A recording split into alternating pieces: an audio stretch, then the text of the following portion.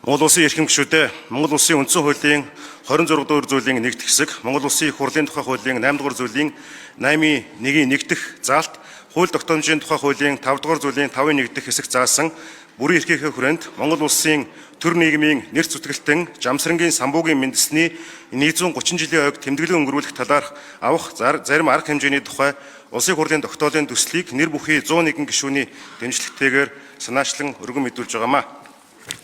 Монгол төрийн зүтгэлтэн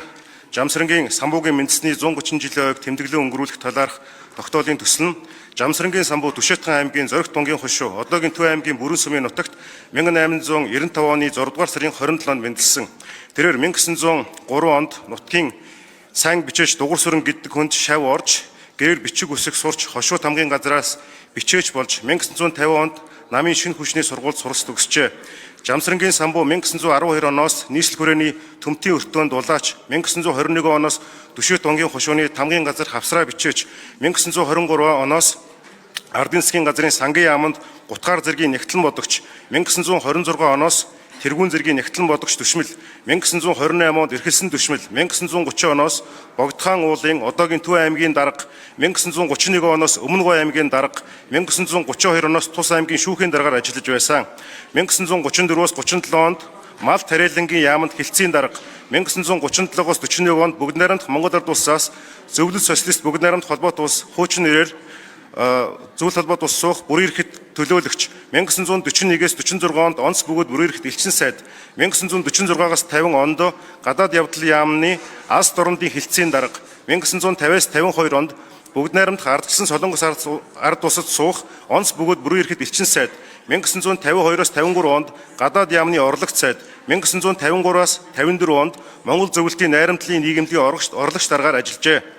Тэрээр 1954-өөс 1960 онд Бүгд найрамдах Монгол Ард улсын улсын их хурлын дарга 1960-аас 72 онд Бүгд найрамдах Монгол Ард улсын ардын их хурлын тэргүүлэгчийн даргаар удаа дараа сонгогдсон ажиллахдаа түүний санаачлагаар улсын хөгжил дэвшилттэй холбоотой олон чухал шийдвэр гарсан байна. Үүнээс үзэхэд Жамсрангийн самбуу нь Монгол улсын төрийн анхан дунд дээд шатны албыг 60 жилийн турш ээлж дараатай хашсан. Эх орныхоо хөгжил дэвшил гадаад харилцаанд бодиттой хувь нэмэр оруулсан төрийн зүтгэлтэн дипломатч хүн юм а. Жамсрангийн самбуу 1935, 37, 43, 45, 58, 61, 65, 71 онуудад мал аж ахуй дээр ажиллах тухай ардад өгөх сануулга сургаал, малчтад өгөх зөвлөгөө, малчин ардын амьдрал ахуй, хэв заншил зэрэг 12 бүтээл тойруулсан манай эдийн засгийн уламж салбар мал аж ахуй эрхлэгчдэд өдгөөж үн цэнтэй гарын авлага хэвээр байна.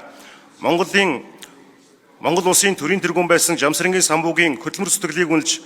Бүгд найрамдах Монгол Ард улсын Хөдөлмөрийн Баатар цол хүртээж Сүхбаатарын одонгоор 4 удаа мөн зарим гадаад орны төрийн дээд шагналуудаар шагнасан бол түүний